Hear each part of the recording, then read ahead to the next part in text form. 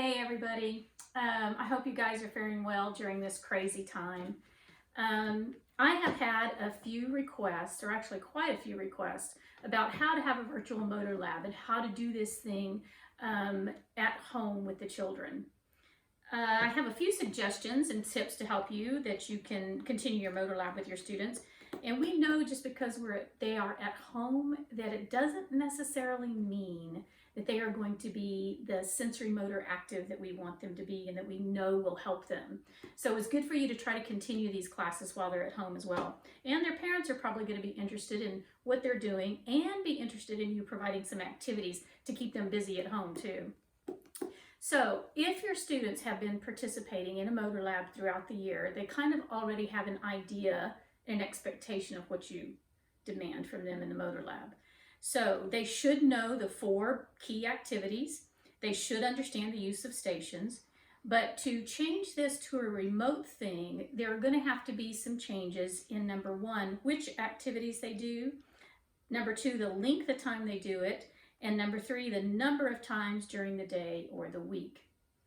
So let's start with addressing the first issue, which is which activities to do.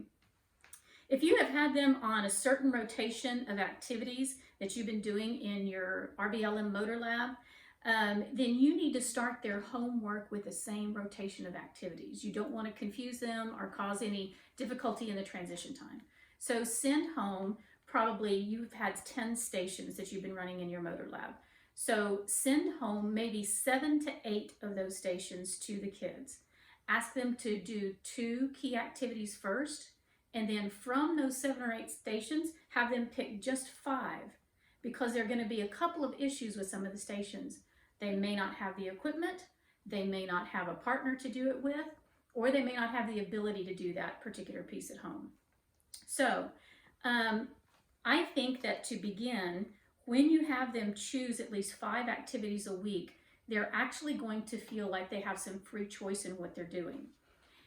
If you feel like, for example, you need to show them a new activity and they haven't done it before, then you need to recognize that you have the right to photograph this page, especially since it has the copyright at the bottom. Be sure and catch that copyright in your photo. Photograph this page to send the new activities to the kids at home. That way they have a picture of what it's supposed to look like and the instructions of what they're supposed to do. So feel free to do that.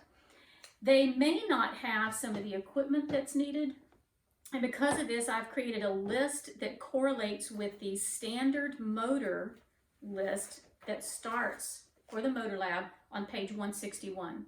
I've gone through each of these activities and decided that there are some that they're not going to be able to do specifically because they may not have a spinning board, for example, and I wouldn't recommend the students spinning and doing that activity unsupervised anyway. I'm going to put together another short video on how to use spinning, possibly in the home environment, but this is not the time to discuss that right now.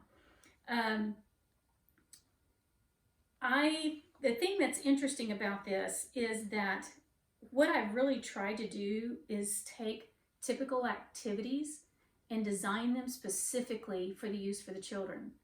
Because of that, a lot of these things are typical activities and they will be able to do them at home. So you'll be surprised how many of these activities that you can actually transfer at home.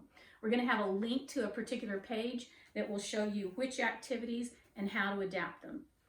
As well as that, there are some activities that might require a small amount of equipment. And so we have on that page, we have put a word that says make one. So for example, they can make one, and we've added a couple of links to DIYs for that, for the kids to be able to use that as a project, which would be a lot of fun. So if you are going to send those activities out, make sure I would not send out more than 1 a week of the make ones. And then if that's part of the 7 or 8 that go out that week, and the student chooses 5 and the make one is not part of that, they can still complete the week's work without having to make something if they don't have the time or their family's not able. So for example, we might have a link to a flip and catch made out of a gallon jug with string and a ball.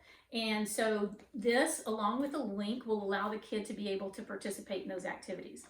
Now, mind you, just like we've done before in our motor lab, we only change one activity at a time. So how do we do that in this home format? Well, you've sent their original 7 or 8 activities to them.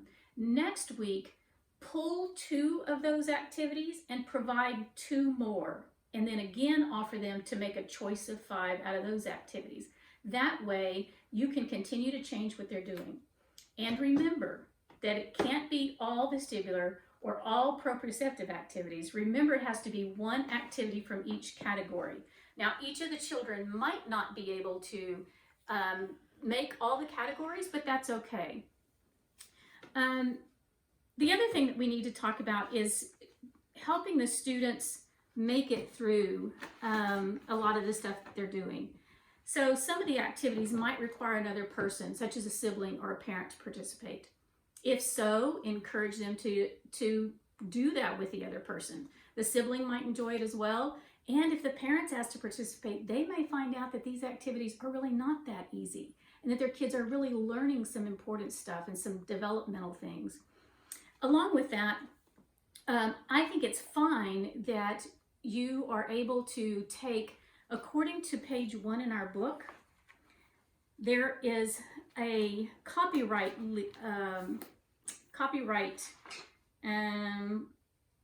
exception that allows you to take 400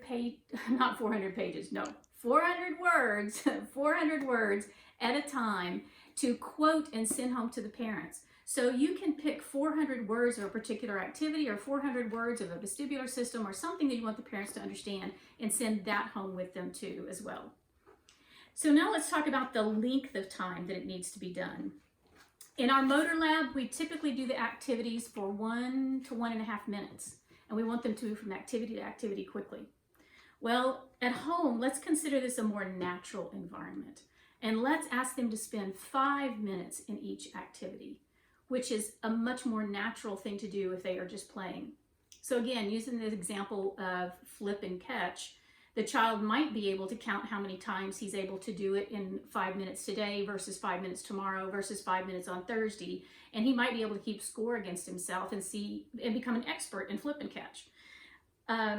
Therefore, the 5 activities that they choose at 5 minutes a day, along with some transition time, will occupy about 30 minutes of the day.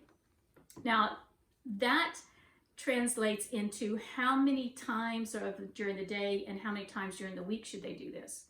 I don't know what you did with your motor labs at your schools, but I would say that the children need to do these activities that you send out daily. The parents, again, would appreciate some motor assignments, and they could actually use these activities to break up their day at home. They could do 2 motor lab activities and then go back to do schoolwork, another 2 motor lab activities in the next hour and go back to do schoolwork, instead of doing all 5 activities at one time in one 30-second package. Also, some of these activities outside of spinning can be used as often as they want during the day or the week, and they might actually begin to develop some expertise. Let's help our students find out what play used to be.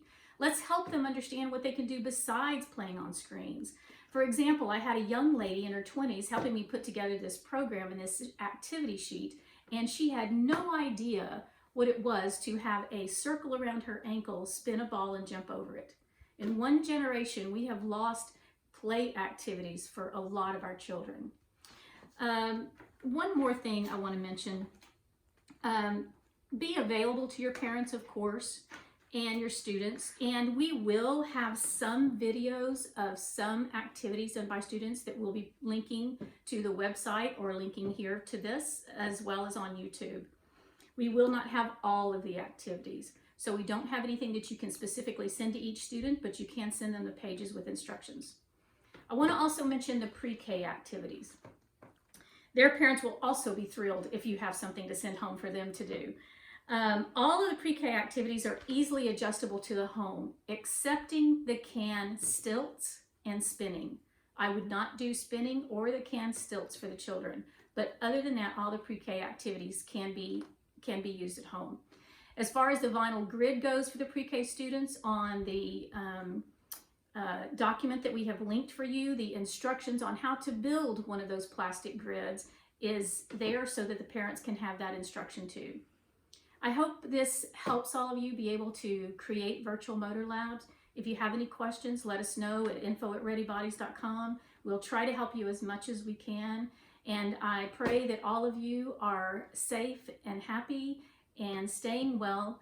And remember, like always, God is in control. Thanks.